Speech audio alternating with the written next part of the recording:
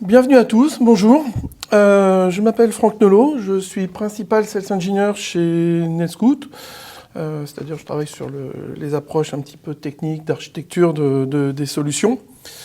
Et bienvenue pour parler aujourd'hui des solutions de Packet Broker et comment ces solutions de Packet Broker peut vous aider à réduire les cyber-risques et améliorer l'observabilité de vos projets dans les entreprises.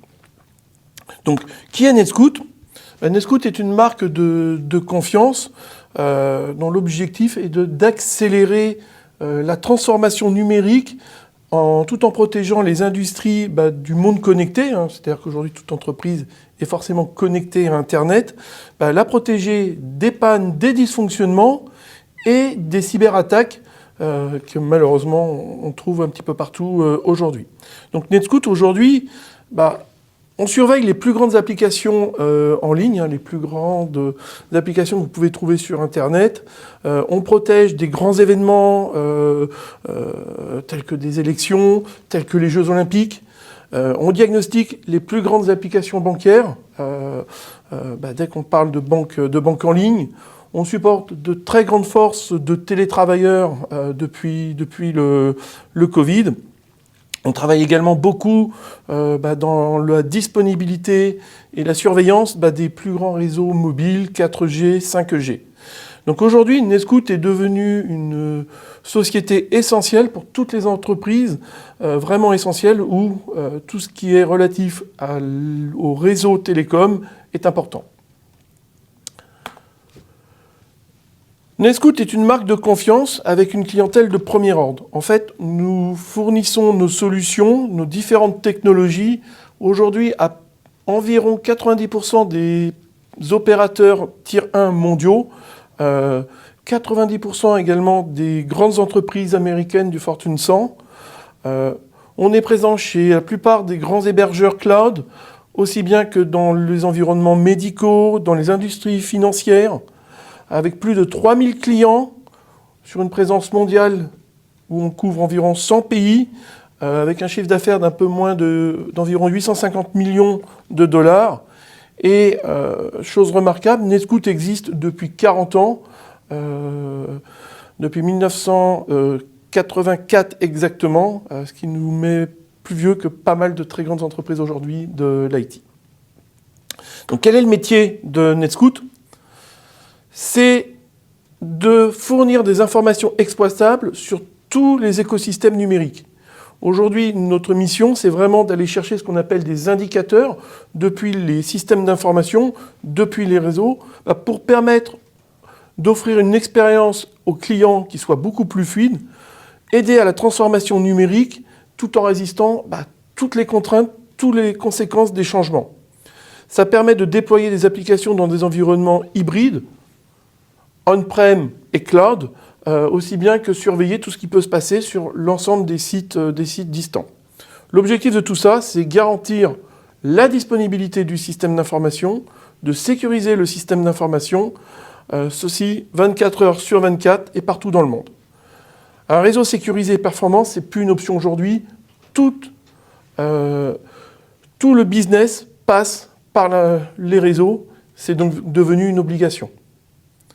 C'est pourquoi NetScout fournit une plateforme de visibilité, ce qu'on appelle sans frontières, dont l'objectif est de séparer le signal du bruit pour permettre de faire de l'observabilité, de faire de la sécurité réseau, d'alimenter les plateformes d'intelligence artificielle, de protéger face aux menaces de type DDoS, Denial of Service, et de permettre aux carriers, aux grands opérateurs de fonctionner.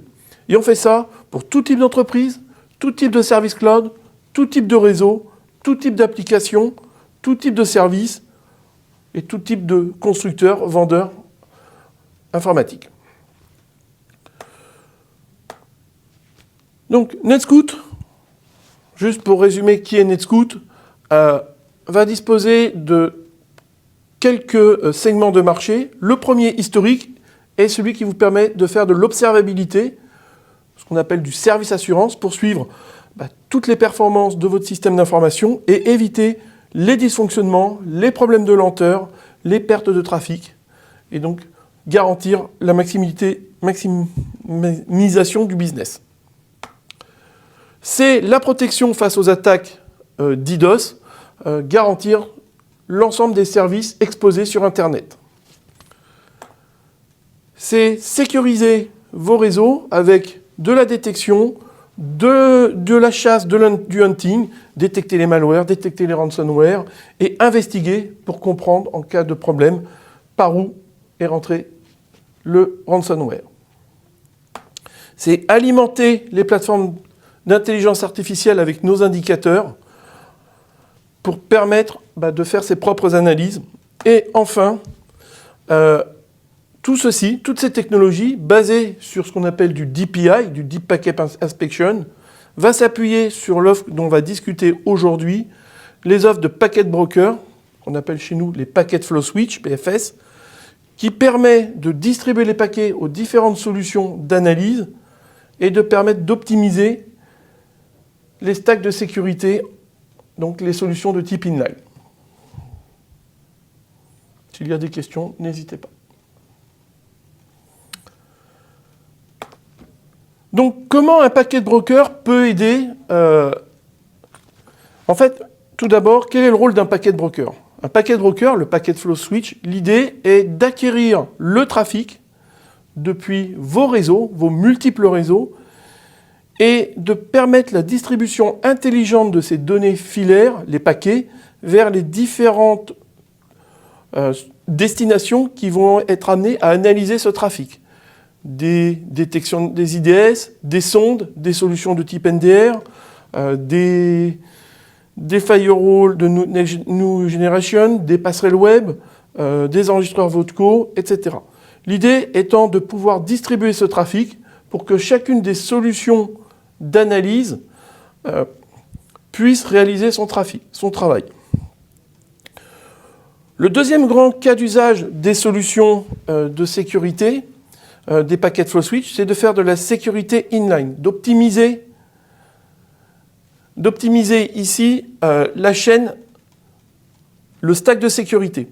Donc aujourd'hui, lorsque vous avez une chaîne de sécurité, vous avez un ensemble d'équipements en série, les uns derrière les autres, ce qui vous donne malheureusement une visibilité limitée avec des points de défaillance qui sont multiples, des problèmes opérationnels pour mettre à niveau ces équipements et des risques qui sont accrus en cas de dysfonctionnement, qui vont perturber le fonctionnement et faire tomber la chaîne.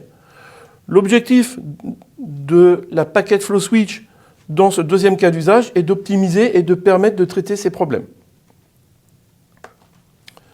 Donc, l'APFS va vous permettre d'ajouter de la flexibilité, d'atténuer les risques et d'améliorer la facilité de mise à niveau de l'environnement.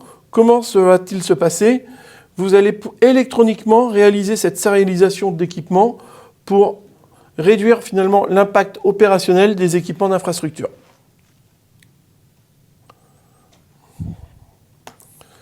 Vous permettant par exemple, un exemple classique, étant ici de déchiffrer le trafic une fois pour toutes pour l'ensemble des équipements qui permet à ce moment-là aux solutions d'avoir cette visibilité niveau 7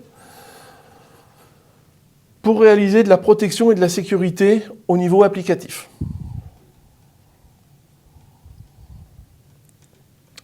Donc comment va fonctionner, que va faire exactement un Packet Flow Switch? C'est de mettre en relation les solutions du réseau vers les outils. Cela permet d'optimiser les flux de paquets et d'améliorer le service fourni par les outils. On va acquérir du côté gauche le trafic et le distribuer de manière intelligente vers les outils qui se trouvent ici sur le côté droit. Donc quelques cas d'usage de cette solution. L'agrégation.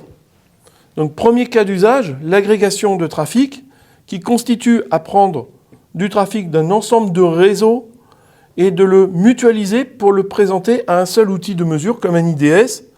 L'idée étant de pouvoir étendre la visibilité ici de de l'IDS en démultipliant le nombre de réseaux vus simultanément.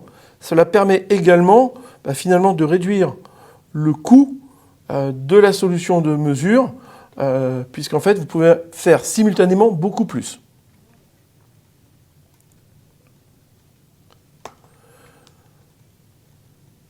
C'est de répliquer. Plusieurs outils peuvent avoir besoin du même trafic, des mêmes messages, des mêmes paquets. L'idée de la PFS est également d'apporter une acquisition simplifiée à l'ensemble des outils, puisque certaines ressources comme les copies de trafic sont relativement limitées et des ressources précieuses dans une infrastructure réseau. Donc ici, la PFS va permettre de recevoir une fois le trafic de sa source et le distribuer en parallèle à l'ensemble des solutions ayant besoin des paquets.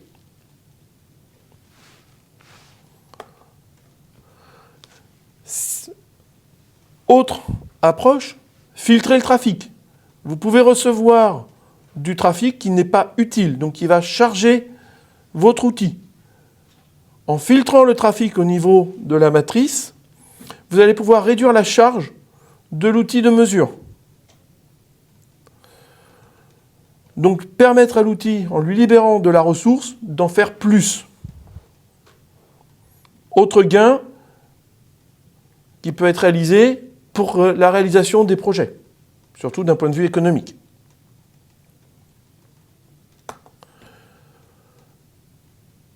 C'est également l'équilibrage de charge. L'équilibrage de charge consistant finalement à créer des clusters d'outils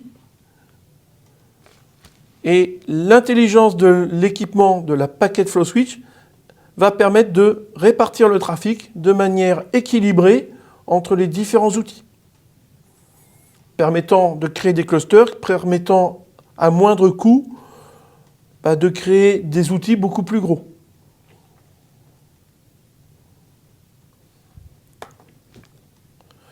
C'est la conversion de vitesse. Aujourd'hui, on se retrouve avec des environnements fréquemment dans des fabriques ou des accès Internet qui peuvent être à 40 ou à 100 G. Ce qui veut dire que pour les outils, il est très difficile, voire très onéreux, de se connecter sur ce type de réseau. Et l'avantage de la PFS, c'est qu'il va permettre de faire la conversion de vitesse, donc permettant à nouveau une réduction de coûts au niveau de l'outil.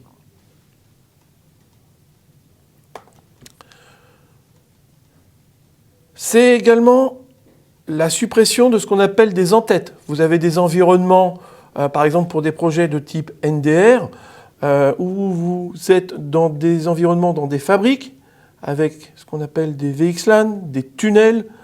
Donc l'idée de la solution PFS est également d'enlever ce qu'on appelle ces entêtes pour ne présenter que la partie finalement la plus haute, la partie applicative, donc dans des environnements de type cloud privé, et donc de permettre aux outils sur des protocoles très modernes, non connus, de permettre à des outils plus anciens de fonctionner et de reconnaître néanmoins le trafic.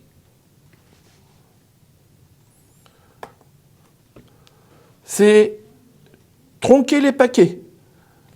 C'est-à-dire que certains outils ne travaillent pas au niveau applicatif, donc n'ont pas besoin de voir tout le contenu des messages au niveau 7, au niveau applicatif. À ce moment-là, on va optimiser à nouveau le fonctionnement de l'outil tout en améliorant la confidentialité, puisque certaines informations peuvent être sensibles et à ce moment-là ne seront pas diffusées.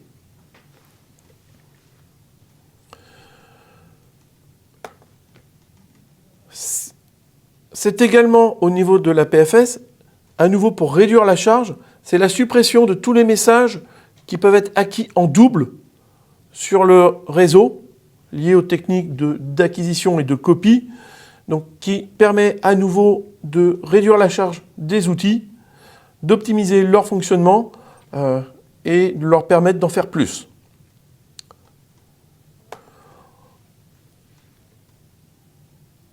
Enfin,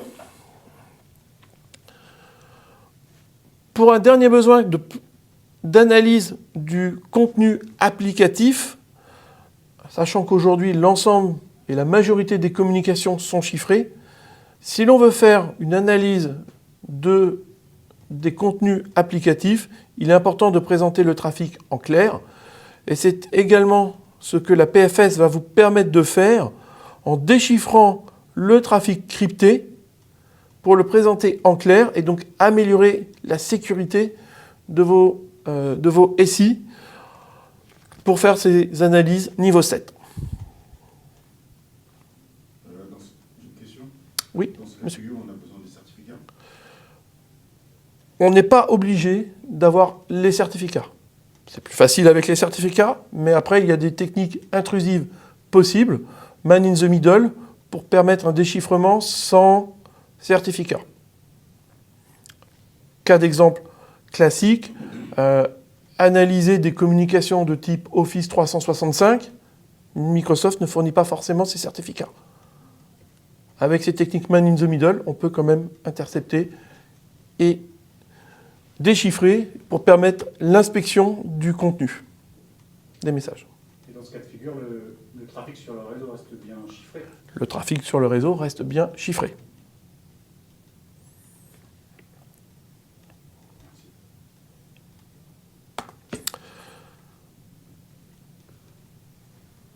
Pour terminer, donc NetScout dispose de tout un portfolio sur ces matrices, constitué de 4 composants principaux. Des matrices qui vont permettre de faire cet aiguillage intelligent, ce qu'on appelle les packet flow switch,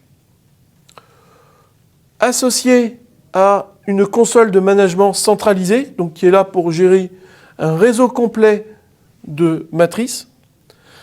Et sur le côté droit, de 2 solutions qui permettent d'améliorer la manipulation des messages envoyés aux outils. Un outil de déchiffrement, la solution qui s'appelle Enginous Decryption Appliance, donc qui permet de faire du déchiffrement jusqu'au TLS 1.3, et le PFS Extender qui permet de créer ses propres modifications, de personnaliser ses propres modifications, telles que pour des tunnels très particuliers.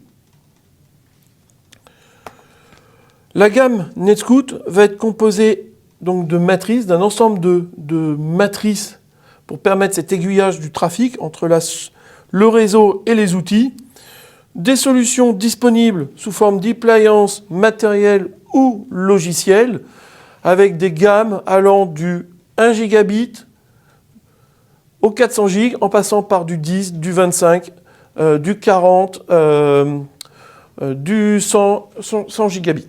Donc avec différentes combinaisons de densité de ports.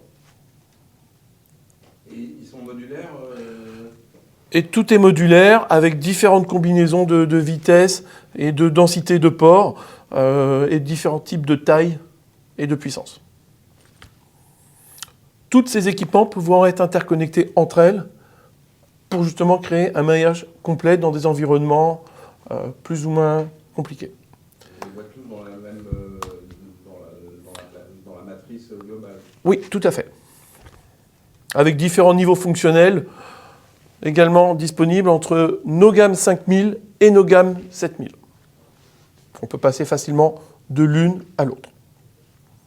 Quand vous dites 600 gigabits par exemple, c'est le maximum? Aujourd'hui, c'est les technologies, les topologies qui sont disponibles, présentes sur les environnements. Mais le 400 gigabits, par exemple, qui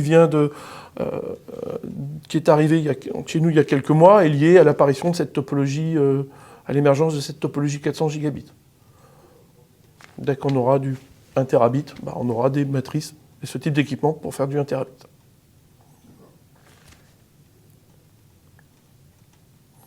Donc disponible aussi en fibre, en cuivre, évidemment.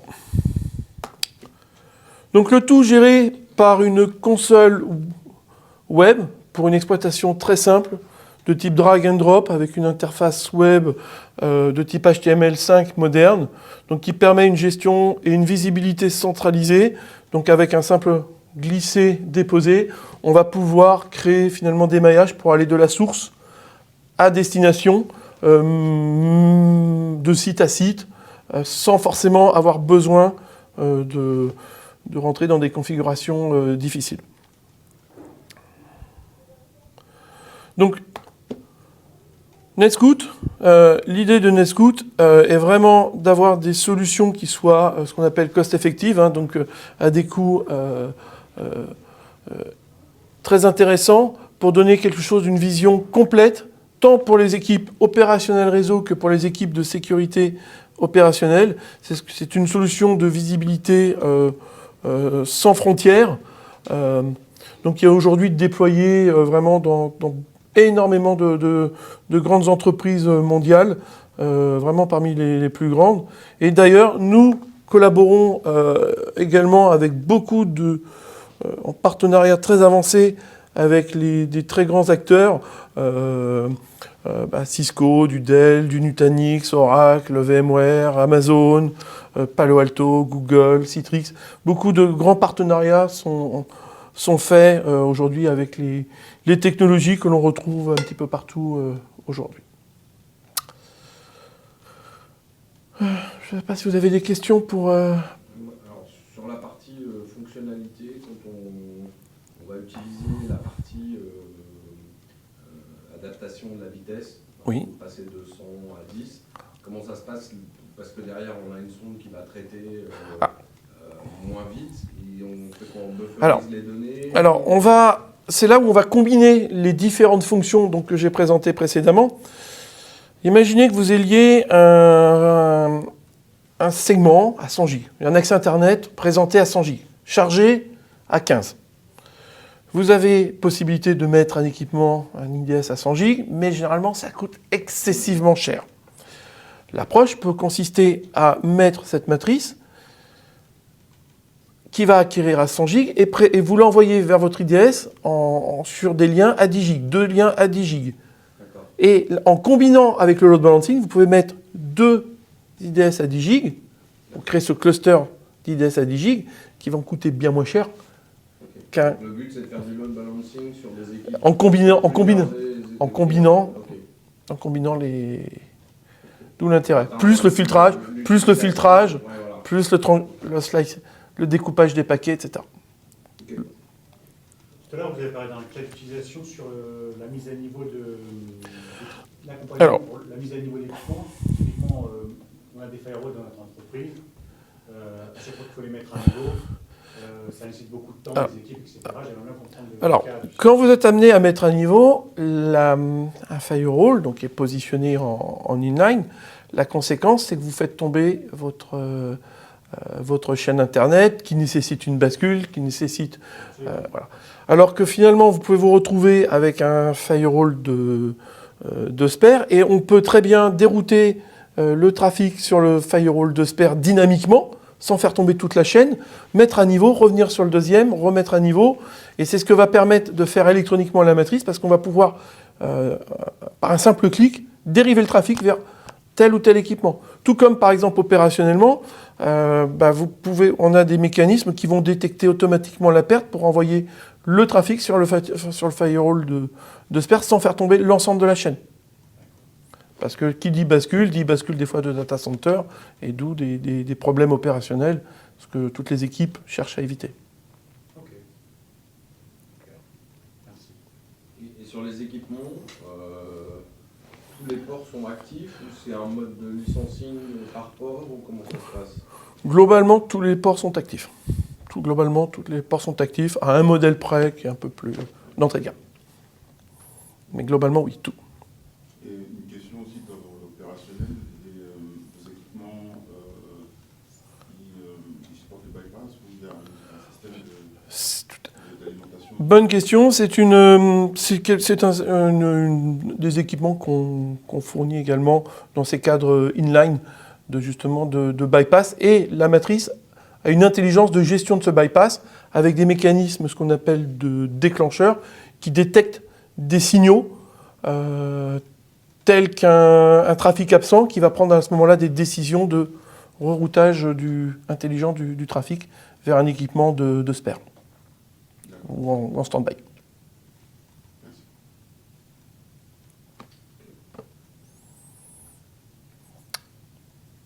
Très bien. Bah, je vous remercie pour votre attention et je vous souhaite une bonne fin de journée. Merci. Merci. Au revoir.